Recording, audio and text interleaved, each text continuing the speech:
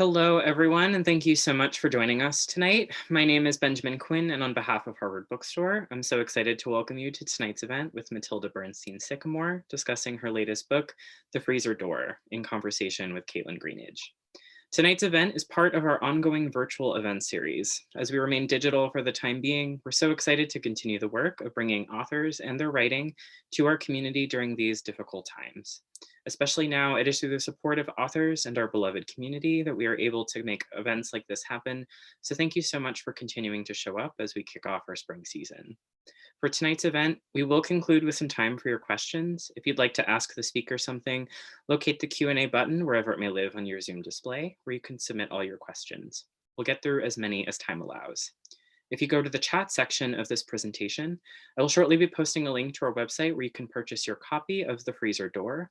If you already have a copy of the book or would like to contribute to this series and our store in a different way, I will also be posting in the chat a link to our website's donation button.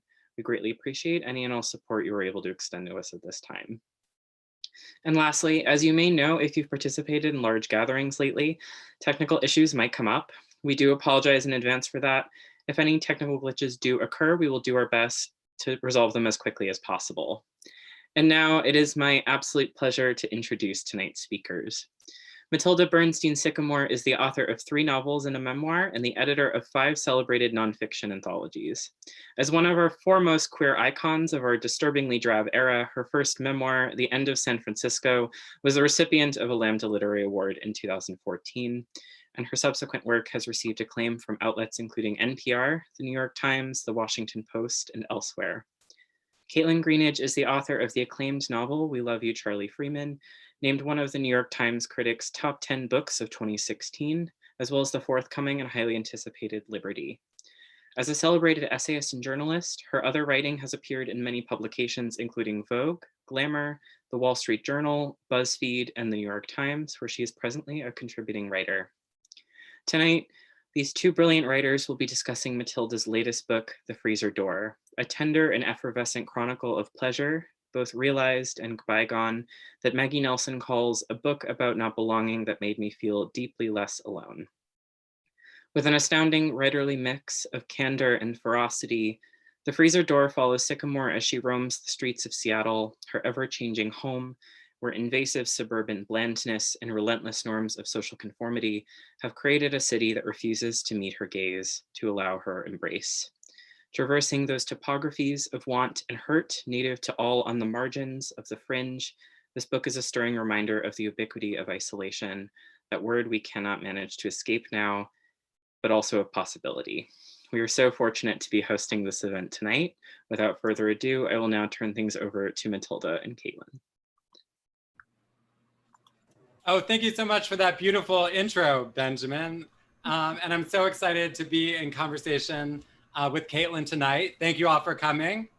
So generally when I'm doing a reading in a space, I always tell people to do whatever you need to do to take care of yourselves. So if you need to jump up and down, stretch, walk around, drink some water, go to the bathroom, have a snack, buy 12 copies of the book, call your friends, whatever, do it. And we all know that though now because we're all in our own spaces. But what I hope is that tonight we can combine the comfort of our own spaces with the communal possibility of being together here in this space, right? So, so I think I'm gonna start by reading a little bit and then Kaitlyn and I will be in conversation. So I'm gonna read from about about a quarter of the way to a third into the book, The Freezer Door.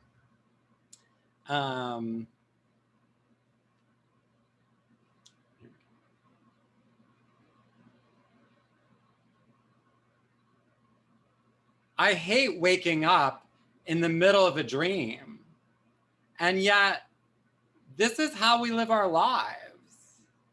We're on the side of a road that isn't really a road. I mean, it's blocked off. Or we're on the side of a road that is really a road. But actually, neither of these roads are really roads because we're in a park. So you can't say 2 roads diverged.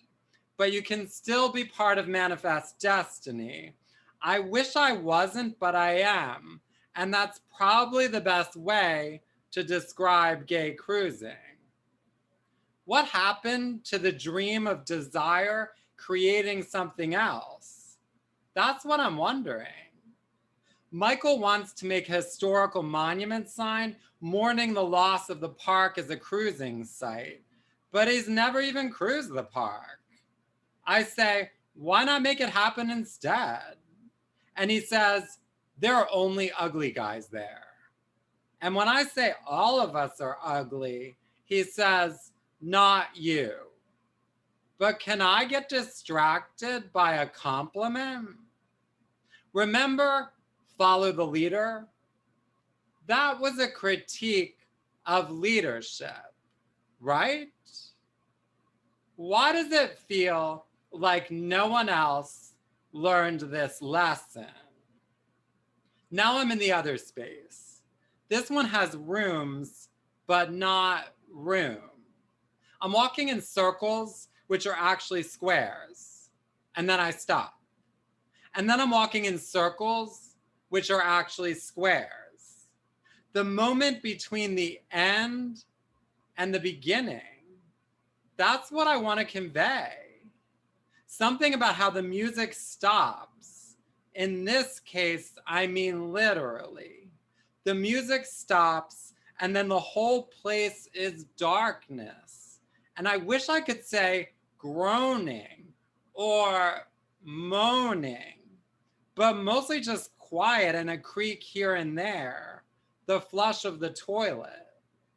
I'm studying the blackboard over the urinal where people usually write things like BB in 108, but the board's just been erased. So all you see is the way the black surface is peeling off. And I wonder if that makes it harder to write, but I try and can't tell.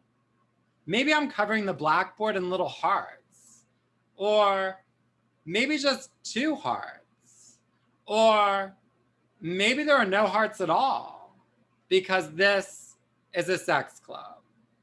So the important thing is when I'm changing back into my clothes and I say to the guy next to me in the locker room, why does everyone at a gay bathhouse act like they're straight?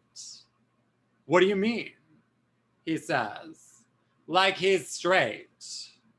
If desire is what makes sex possible, then what makes the sex that makes desire impossible? There's a probiotic powder designed for anal insertion called the colonizer. I did not even make this up. And then there's the intersection between colonialism and restaurant reviews. Not to mention the intersection between restaurant reviews and gentrification, which is also about colonialism. Maybe that's why food writing is so popular. It's like writing about food releases the reviewer of the obligation to think about any structural issue deeper than taste buds. The requirement of the dead audience is its own kind of violence, making us silence ourselves in order to experience public engagement, emptying presence in order to be present. Now I'm just present in all the pain from sitting still. That's how my body works, or doesn't work. That sudden moment when you feel like you can't exist in the world, it's just not possible. Of course I could have gotten up during the reading, but I was feeling the pressure of not wanting to seem rude. This always happens. But still I'm ready to go dancing. I'm out in the world in the right outfit, and we're only a few blocks away. But then no one else wants to go anymore. And Graham, Adrian's boyfriend, says the DJ isn't even starting until after I need to go to bed.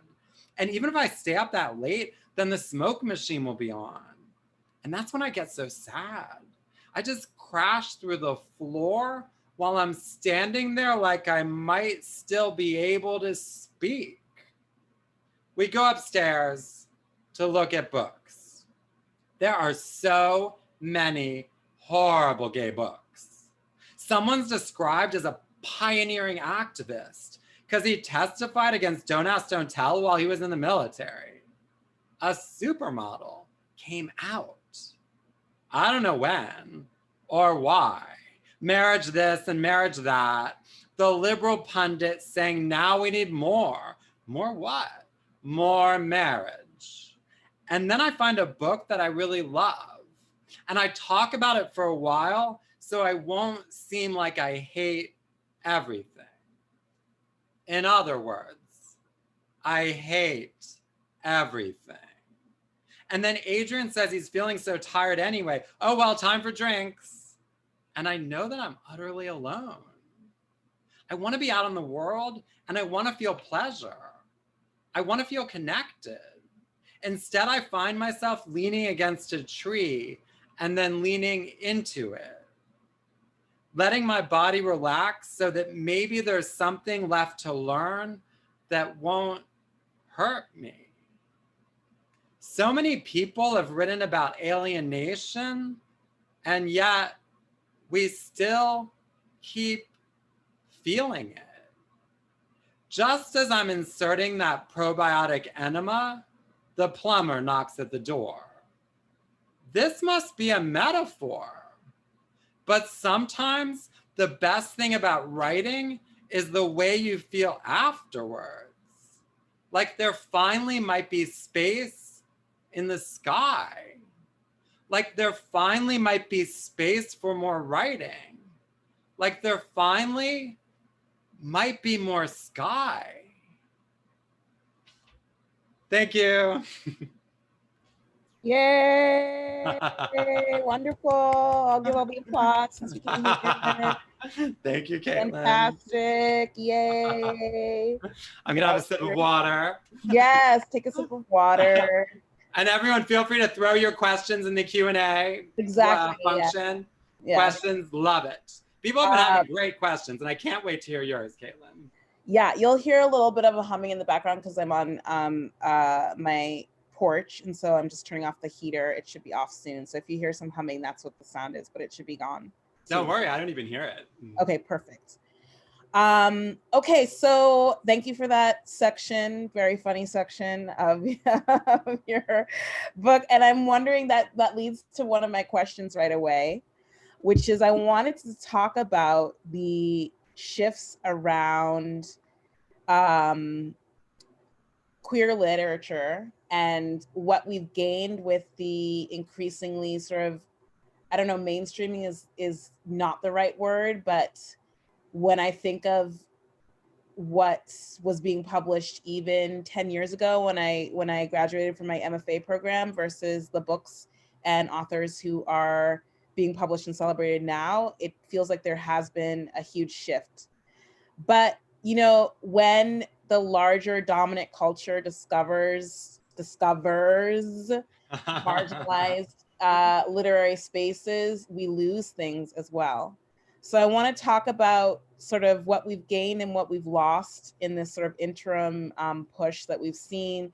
We have a lot of conversations and discussions going on right now about publishing and who gets published.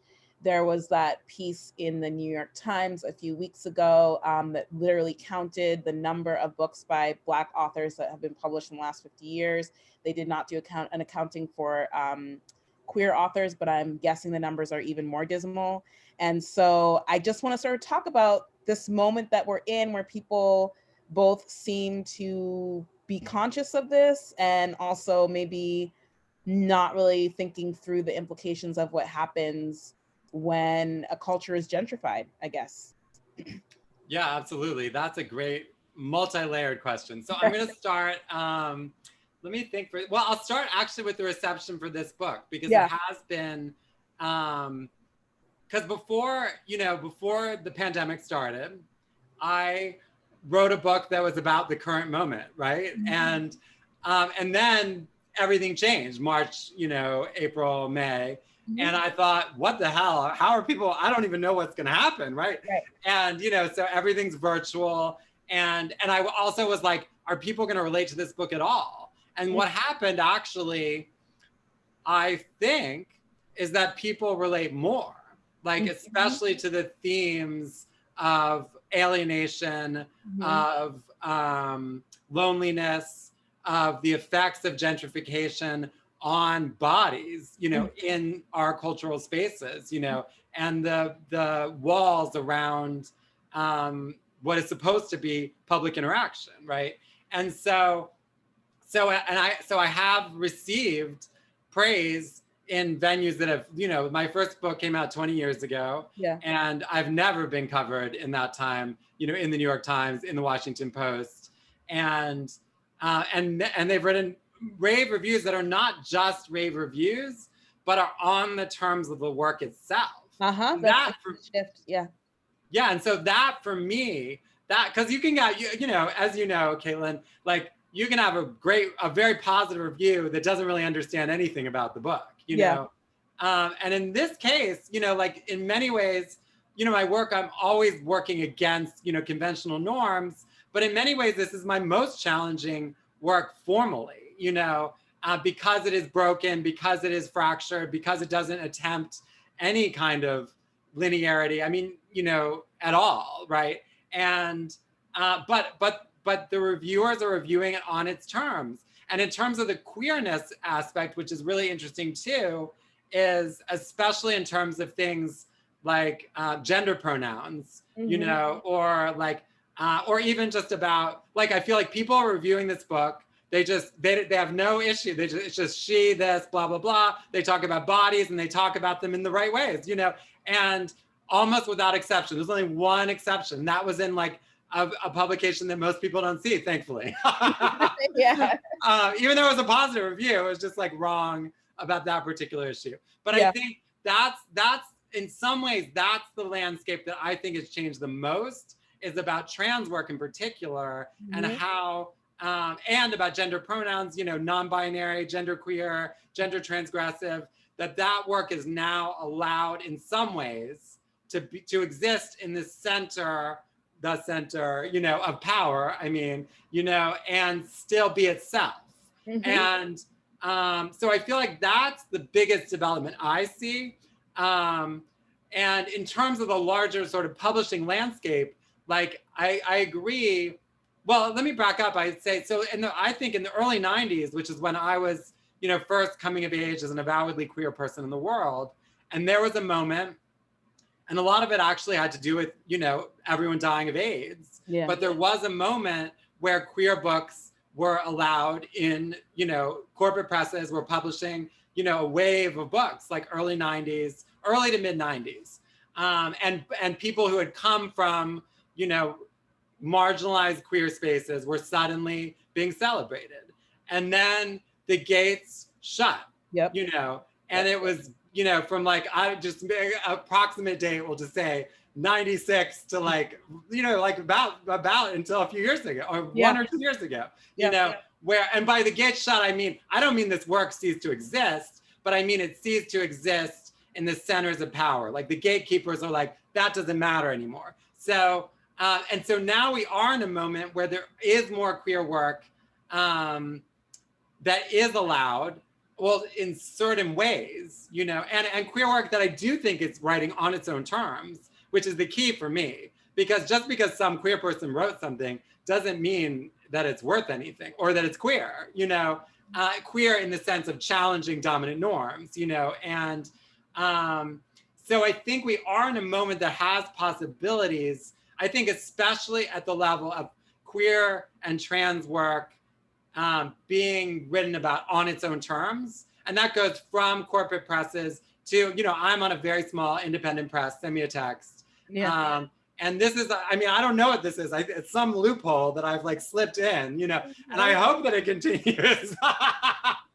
But I don't know what it means exactly, because there are queer books that are on corporate presses and have, you know, like $100,000 marketing campaigns and, you know, are guaranteed the center, you know, in that sense. And that's useful for those books, but that doesn't change the landscape, right? I think what changes it more is when I think the terms of how it's covered.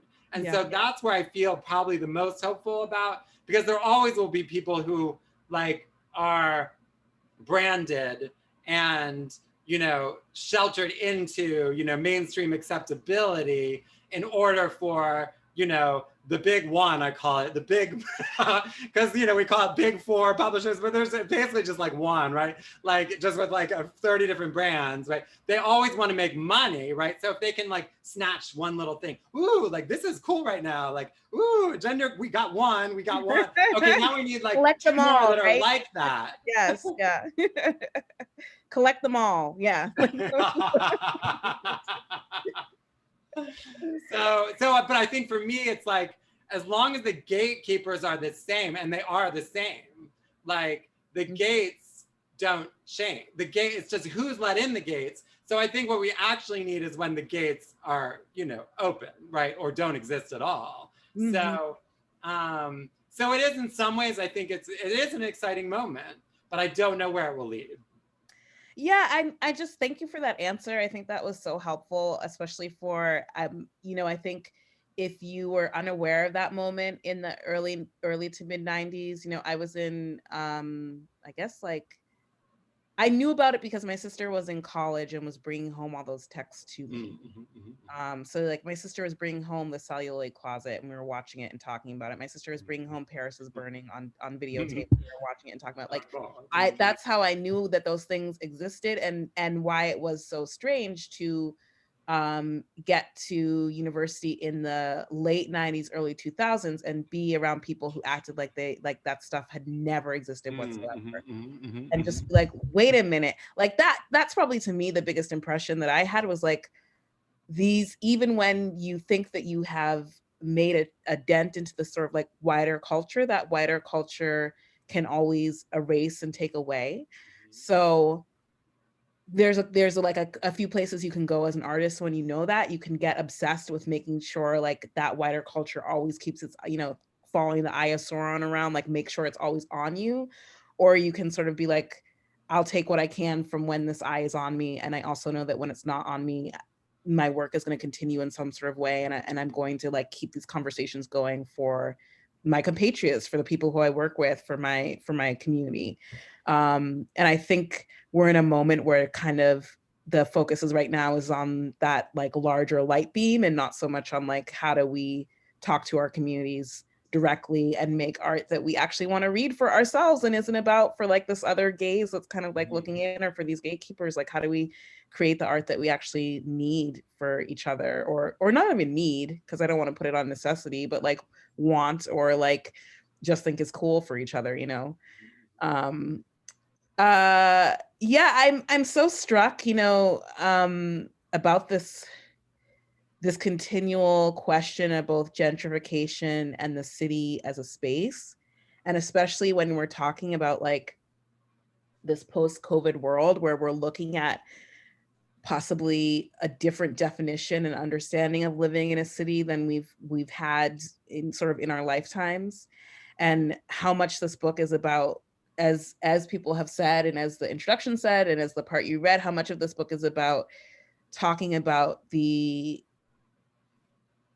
kind of, I guess, I feel like alienation is the wrong word, because that feels kind of like flattening to what you're actually doing on this in your text. Like I feel like you're talking about separateness and aloneness that is both like inward facing, but then also like appreciative of that solitariness in a certain kind of way. And so I'm wondering if you can talk a little bit about writing about cities, about writing about this city in particular, about writing about Seattle.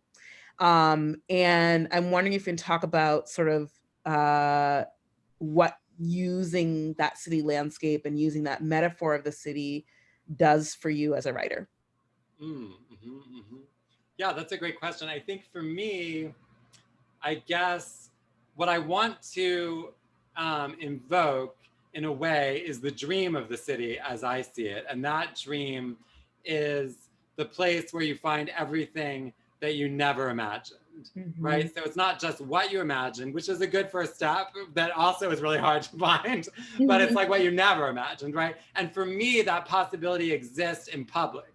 It's not, because private can exist anywhere, right? And so for me, and gentrification in particular, like I guess what I would say, the tyranny of the suburban imagination over urban life. That's what gentrification means to me, where something looks like a city, and in a lot of our cities have become, more dense, and we have more taller buildings, and we have more people, in a way, right? They're there somewhere, but it feels like it's been emptied out of interaction, Right. and also like the cross-pollination that is essential, because going to a city to find like only the people that think like you or look like you or talk like you or act like you, I don't know if that's really going to a city, right? And especially in this day and age where you can find those people by like typing into a screen, right?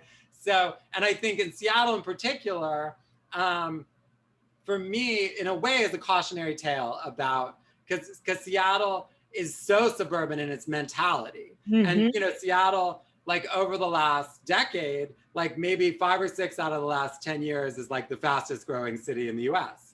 But how is it growing? It's growing because of Amazon, predominantly. And so there's like hordes of Amazon workers, fresh out of college, high paid, who have basically no life experience other than that. And who are like, oh, I'm going to move into this cool building in this cool neighborhood. And, we have a rooftop deck, we can, we have a screening room in the basement. We have like this like little room where we can all sit at our computers, like, and a view of the city, and we can drive into the garage, and then you see these people on the street, and like, you're like, hi, or I'll just say myself, I'm like, there's a person staring at me. Like when someone stares at me, I take that as an invitation, right? I'm like, hi, and they're like, whoa, and you're like, was there actually a person there? And so, and so in Seattle, we even have a term for that, and people call that, but they don't recognize that that's what it is, but they call it the Seattle freeze, right? And so the Seattle freeze is when you see someone on the street, you think they're like looking right at you, right? And you like acknowledge their humanity, and they look like, like nothing, there's no human there anymore. Oh my God, that's so fascinating. Oh my goodness, I didn't know that was a term. You guys had a term for that. Yeah, and in Seattle, people rationalize it, and they say, instead of saying this is about gentrification, and about homogeneity, and about fear of the other, they say it's because of the Nordic heritage. No. Yes. And Seattle, like the so-called Nordic heritage, is this tiny, tiny percentage at this point, right? But still people are, and I think, so like 20 years ago, it didn't even exist as a term. Like it did not exist. It's entirely about gentrification and about that gaze, right? It's just like through, around, beyond, down, to the side, anywhere but at you, right? This is so or if it's at you, it's just in this like thing. What's that thing? What is that? This is so fascinating. And like as you're talking, I'm just thinking of sort of like the long, rich literary tradition of just trying to figure out like what it means to live in a city. Like there's like, I feel like that has been a core question for a lot of artists for centuries now at this point.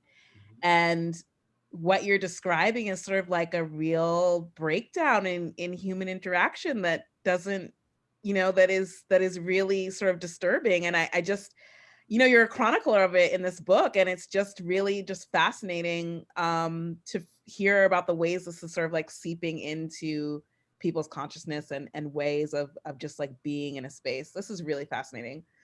Can't believe it. Thank you. And I think the sad thing, right, is that mentality is the mentality in all of our gentrified cities now. So even the like symbolic cities, like New York, San Francisco, places where it's all about, interacting on the street in public. And it's the same mentality, that like oh, stare at your phone, like, talk to anyone but, or like meet the people or like a thing happens in Seattle, right? And I talk about this in the book, where you go out to a bar or something, and like a bar, the idea I think is you're meeting people, right? And people are only talking to the people they know. And like I'm dancing, like there's a lot of dancing in the book, and dancing to me is when I feel the most like embodied, the most present, the most connected. And no one will dance with me. And then they might be on the dance floor, but they'll only be dancing with their two friends. Yeah. Yeah. So it like invades, and I feel like it invades people's dreams. You know, it limits those dreams. Because so instead of the dream of the city as that sudden or interaction that changes you, it's a dream of the city as like a cooler version of the suburbs. You know, it's the same, just keep the same gated mentality. Don't change anything about yourself. Just move somewhere where you can, like, I don't know, meet other tech workers that like to party on the weekends. It's so, yeah, it's so fascinating. And yeah, my brain is sort of like going in all these different directions with it. But I want to stick with these questions that I have made for you, which is I want to shift tactics slightly and talk about the form of the book. Because it is you know, I think you know, I'm a dummy, so I will just say, like, it is an experimental form. I don't think that's the right thing to call it, but I wonder if you can talk a little bit about how you chose to structure the book, and particularly using white space with your book, and what you were thinking about with those sections and parts of the book, and how you thought to utilize sort of blank pages, spaces between sections, all that stuff. Yeah, absolutely. So for me, the book is structured by feeling. And the text itself is created that way and is in search of like embodiment. So I'm in search of embodiment. I'm in search of connection. I'm in search of that sudden moment that will change me. I'm in search of public space where I can exist. At the same time, the text itself is also in that same search. And so it circles around itself. And I think for me, the text breaks when the feeling can no longer hold. So for example, the first page of the book, it just says, one problem with gentrification is that everything gets worse. And then the rest of the page is white space. And for me, that's establishing that the landscape in which the book takes place is gentrification. And so everything else, whether it's like getting fucked in a park or talking on the phone or like dancing at a club or leaning against a tree or dreaming, all of it is taking place within that landscape. And so, so I think for me, and similarly, when the text just breaks off entirely and becomes a conversation between an ice cube and an ice cube tray, that's when literally, like, it can't even exist in the reality of this world, right? It has to go into another world. In that world, it's still the same issues, though, because the ice cube and the ice cube tray are talking about gentrification. They're talking about art. They're talking about commodification. They're talking about, you know, they're philosophically wondering about what it means, you know, to open that freezer door, like just like people are wondering what it means, right? And so I guess for me, I wanted the book, so it started with this like tremendous amount of text. Because when I start a new book, I write without any intention of what it's going to be, because I want the form to come through the writing and not the other way around. And so I took this a huge amount of text, like at least 4 times. It was like a 1,000-page document originally. So like more than 4, maybe 5 or 6 times of what the book is.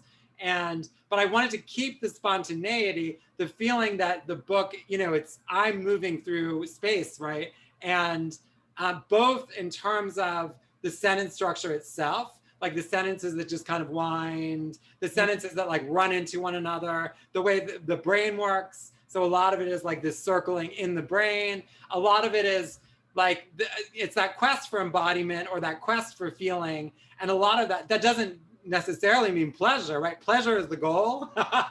Connection is the goal. But there's also, you know, dissociation, despondency, devastation, pain, exhaustion. And those are all forms of embodiment, right? And so I wanted the text also to reflect that. And there's certain ways, you know, there are things that circle around in both small and large ways. Like, let's say, for example, there's like a yoga boutique where I'm constantly commenting on the hideous things that are in the window, right? And so that'll just come here and there and there and there. And that also creates, even there are larger things, of course, which are like desire and trauma and urban life. But then there are also the smaller things I also wanted to like weave in and out so that it had a kind of organic sense of that search, right? So I want the text is searching for itself, like just as I'm searching for myself, just as I think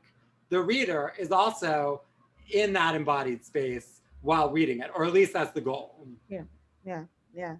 Thank you. That's really, I feel that a lot, and I just really admired the structure of this book a lot, and I really love sort of hearing those thoughts about it. And you mentioned that this book originally, when you're sort of like your first writings around it was nearly 1,000 pages long. And that gets to my next question, which is like, you're an extremely prolific writer. You've written many novels and books. And so I'm wondering if you can talk a little bit about your writing process, your approach to each project that you do, because your projects are very varied. Like you sort of move in between and around and through genre. So I'm wondering if you can talk a little bit about how you approach a new project and what your writing process is in general. Yeah, absolutely. Well, I think for me, so we hear a lot about these writers who are like, every morning I get up and I sip my Earl Grey tea and I sit at the computer, or maybe they don't have a computer, and they sit for like 6 to 8 hours. They pet the cat maybe once in a while, and then so like that I have never been able to do in my life, like, and especially not over the last like few decades when I have like devastating chronic pain. Like if I sit at the computer for more than like a half hour or an hour at most, like I'm destroyed. So for me, I have to be moving around in order for the work to happen. And that's also true of like energy, because I also have, like a lot of like chronic exhaustion, right? Like devastated, where I'll have a really great, like I'll wake up sometimes with a whole essay in my head. It's all there. And then I sit at the computer and I write like 12 words, and that's all there is. I don't have it anymore, and it was all written, like literally, like sentence by sentence. And so I have to write through that and around it. And so part of that for me is I do write every day, but I don't have a specific amount or thing that I have to do. Or even when I do have it, like let's say I'm writing like a review or something, like it's still like that, where I'm like, okay, 4 sentences. Okay, next day, whatever, 5 more sentences, or, and sometimes of course, like there are times when I have more, but always it's like, I'm always limited by my body. And I think we all are, but I have been able to, like, I think when that first started a few decades ago, like 20 years, literally, I guess, like, that devastation of the chronic pain, I was like, how am I going to do this? And I did think, well, I am, I do believe, and I think experimentation is a good word, because I was like, oh, how do I experiment with this?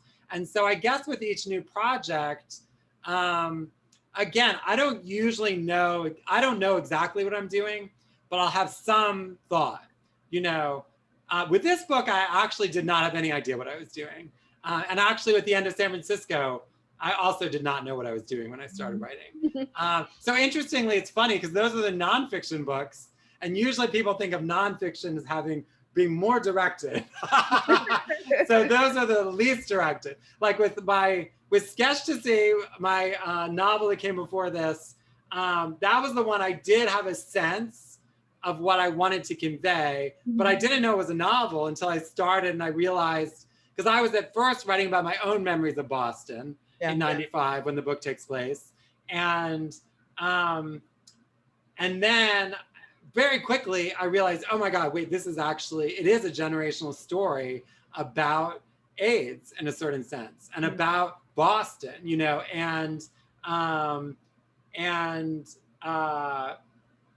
a city like rabidly afraid of difference, and about 1995. And so that pulled it through. And immediately, not immediately, but pretty quickly became, I was like, oh, okay, it's fiction. Because now I know these things I want to look at. One, which is, like, I lived in Boston, and then I was like, get me the hell out.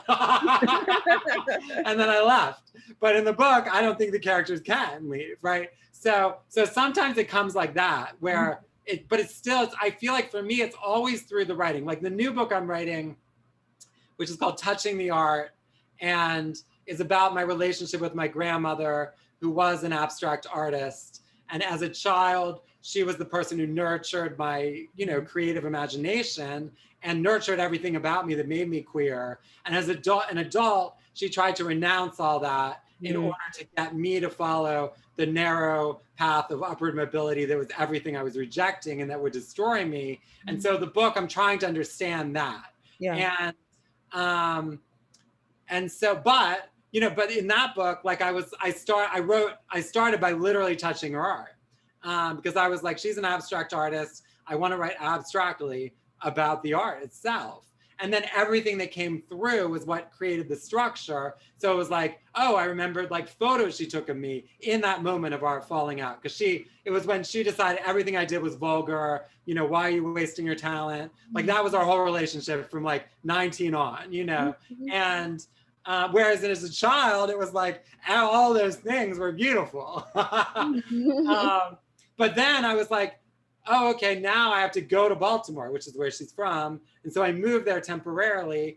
And then all these other themes came through, like the way that Baltimore is using artists to gentrify neighborhoods. And I was like, okay, this is touching the art, or even just going to museum and seeing like a show of a contemporary abstract artist and thinking like, how is that, and then after that, because I didn't want to read anything about her time period until I did all that. Then I started reading about people of her generation, which is loosely abstract expressionism, and setting her aside, alongside. So in any, I guess it's a long way of saying each one, like it is this kind of, I'm searching for the form as I create it. And I mean, that book I did know was nonfiction right away. Yeah. But I still am not totally sure what kind of nonfiction. I mean, it's definitely a mix of memoir, biography, criticism, and it does also have a lyrical kind of flow, but I don't know exactly what the form is as a whole yet. Wonderful. Thank you for that answer. That's really fascinating. I'm aware that we're coming up on 7:45, so I want to open up Q&A to participants, I guess. And see. Yeah, that sounds great. Yeah, here's Benjamin. And people, you can still ask your questions and then Benjamin will ask them. Yeah, I'll be sort of your moderator for the evening. So I'm gonna start with this one interesting question that I like quite a bit, from a participant who was curious about, so I'll sort of expand this question a little bit. So Katie asks, what does it feel like to have Benjamin refer to you as an icon, and do you see yourself in this way? And I want to preface your sort of answer with like, I love the word icon to describe people whose work I've read, and I love your work, Matilda, but I think that there's an interesting way that like icon is used as a way of discussing some of the things that we've talked about tonight of like embodiment and kind of community and things like that. So I'd love to sort of investigate the word icon a little bit. Matilda. Sure. Well, I thought that was like a wonderful surprise for me this moment, because it's not always true that when you read it at a bookstore that the person who's facilitating has such a deep engagement with your work. And so when I was like, oh, Benjamin, I was like, bring it on. Now, in terms of my own life, it's interesting because like, I don't know that I've ever had the icons. I've always been suspicious. And the closest thing for me would be David Wonderovich. And like his work, when I first discovered it when I was 19, which I found him in an obituary, and he had died of AIDS, and his writing sort of showed me my rage in print for the first time. and my sense also of maybe a little bit of hope in a world of loss. But even him, I now know, because I don't believe in icons, like I'm able to see that it took a while actually, because I, for a long time I just thought, what would it have been like if I could have been in the same room as him?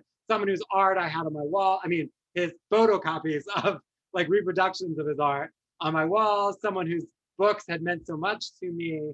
And now from knowing more about him, I know pretty sure that if I had met him, we would not have been friends, because there were some of his investment in masculinity in a very traditional, I mean, he wouldn't have called it traditional, but it was that like, oh, I'm gonna smash that gallery's walls because they fucked up my show, like that type of thing. Like I'd be like, girl, relax, this is tired. But like, so I guess for me, as long as icon can be a shifting space and can be a space where all of the nuance, complication, messiness can also exist, then I think it's okay. But I do think the policing of that is the problem. So like, I feel like celebrities die. This is something that happens to me a lot. Some celebrity dies and someone's like, oh my God, this person changed my life. And if you offer any critique, you're like, oh, well, they were actually like a misogynist homophobe. People are like, oh my God, no, they're dead. You can't say that. And it even happens with like politicians, like there's, people be like, Reagan was a hero. So I think if icon, so I feel like when icon becomes a solidified thing, which is of course, the literal definition, like the object of an object, right? Like that you wear around your neck or something, right? That I'm not interested in. But if it can be like an icon of fluidity and an icon of challenging norms or challenging dominant institutions, then I think I'm okay with it. Amazing. Thank you for that wonderful answer. So I'm going to jump to this next question, which I'm so glad Kaitlyn brought up, the sort of aspect of the city throughout the book. So here is a question from an audience member. I would love to hear your thoughts on what effects our current pandemic might have on the already fractured and disembodied way we share space in cities, and what the role of art might be in pushing back against this isolation. Without contributing to the feedback loop of further gentrification is the parenthetical in that. But, both of you have experience in cities, and if either of you have thoughts on that, that might be interesting. Mm-hmm, mm-hmm. Do you have anything? No, you can start, yeah. So I do think, yes, people have become way more afraid of one another, and now it's even, there is a valid, so the thing is, there is a valid aspect to it, right? Because before there was no valid aspect to it, like fearing people on the street, like, because they are wearing like some clashing colors or something, right? Like, or like I'm leaning against a tree and people are like, whoa, like that, there's no reason to fear that. Now, of course, like breathing on one another is actually potentially dangerous, so I think there are a few ways that I'll go with it, where I do think there is a possibility, and the possibility is that that public space now is actually, even from the point of view of someone who doesn't exist in public space, is the safest place to socialize, to meet people, to interact. Like public sex, for example, is now actually the least risky, aside from law enforcement, way of having sex, because there's plenty of air around, right? And like in comparison to like going over into someone you don't know and like going to their space, meeting on whatever app, like that, so I feel like if people could have that realization, like, oh, the value of this public interaction, like, but I don't see that happening. Like, for example, I'll say, like when the weather started getting cold here in Seattle, like I started seeing people in the park, they were having little parties, you know, at night on like 40-degree days, you know, which clearly would not have been happening, you know, before the pandemic. And so I'm like, oh, that's nice. There's a little party, just like people, you know, like sitting at a table, having some food, like drinking, playing music, whatever.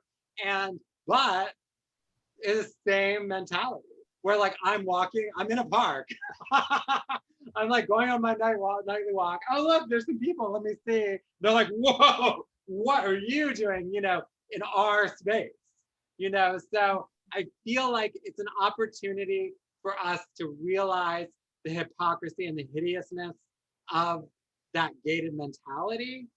But I don't see that happening. But I feel like there is a possibility there. You know, if there is a possibility of this moment, that's where I see it.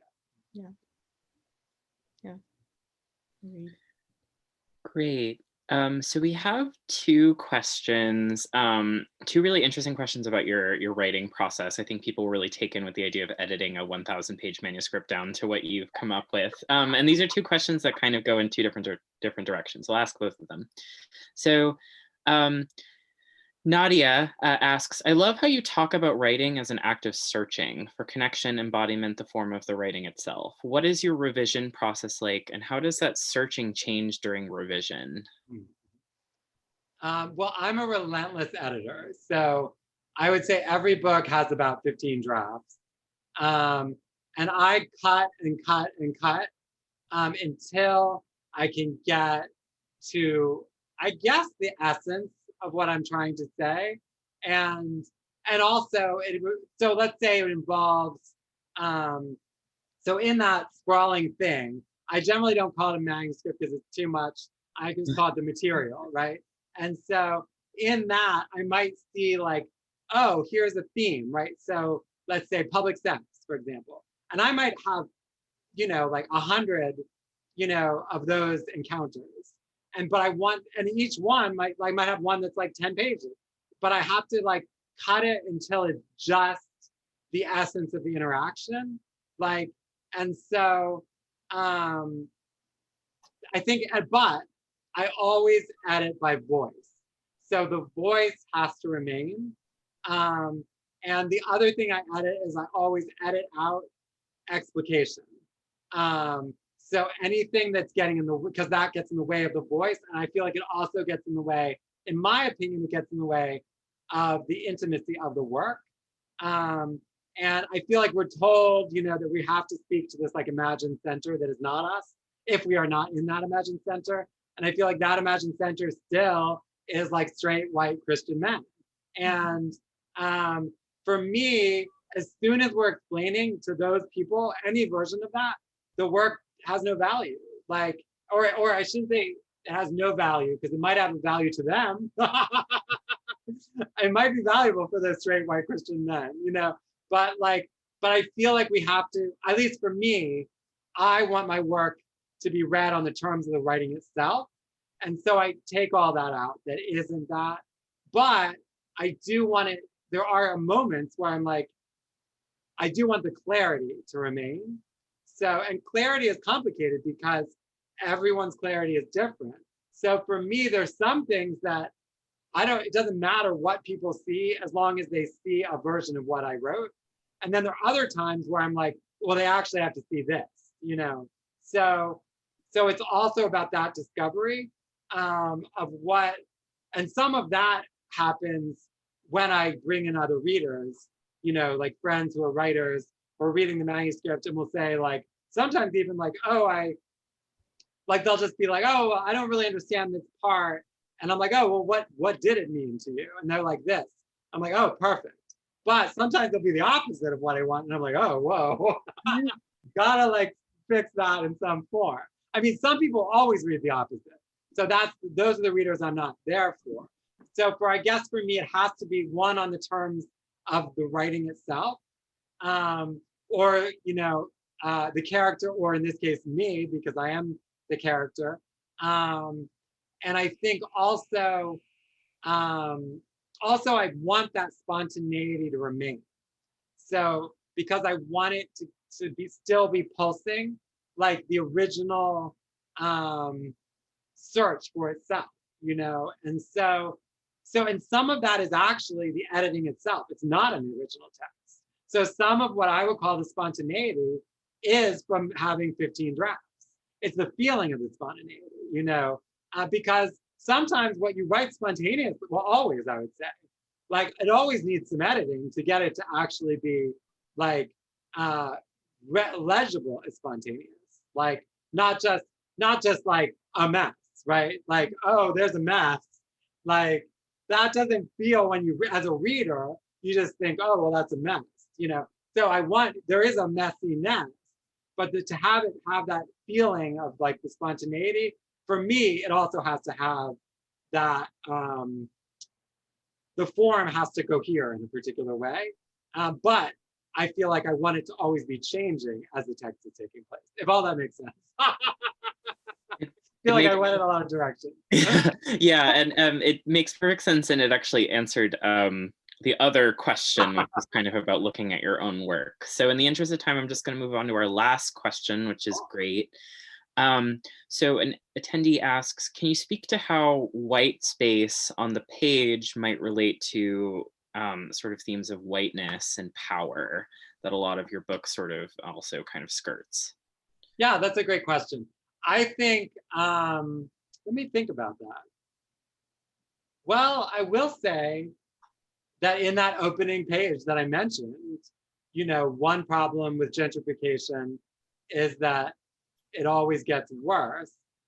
I don't know that I thought of this in the creation of it, but yes, that emphasizes the whiteness of gentrification. But I think for me, where I'm hoping to challenge whiteness and the white gaze is not so much in the literal white space, but it's more in the ruptures, and is in also in the questioning. Like I'm questioning the world, and I'm always questioning myself, like in the book, and like as a white person existing in the world, who wants to reveal the mechanism, because I feel like the problem with whiteness, well, there are many problems, but let's say white writers' work, the problem is when the mechanism remains invisible, right? So that maintains this idea that whiteness is this like neutral, like value system that doesn't have to be exposed, right? And so in my work, I always want to be exposing that. And I'm not saying I have the answers, you know, because this book is definitely not about answers, you know, it is about that always questioning, you know, everything. And part of that is about whiteness, part of that is about gentrification, part of that is about hypocrisy, about, you know, structural racism, structural homophobia, structural misogyny, you know, all of the intertwining of all of that. So for me, I want to like undo so that, like, let's say it's all like this, people think that it's solid and that you can't. So for me, I want to show how it's like this, right? And so the point of that is then it goes like that at some point. You know, I can't imagine that a book can do that, but I mean, the continuation of that analysis and the relentlessness of that, like, and also the refusal to maintain the illusion of any kind of value system. Mm-hmm. You know, like in the book, a lot of it is about a queer value system, right? Which starts as like a radical alternative to the hypocrisy of gay and or straight and gay worlds, right? But also continues some of those same structural violences, whether that's, you know, racism, classism, misogyny, body fascism, homophobia itself, you know, transphobia, etc. And so for me, I always want to complicate all of that and all at once. For me, like I feel like it's all at once, or it doesn't. It's nothing at all. At least in my hope. Great. Well, that is an exceptional place to end. I think we are at time.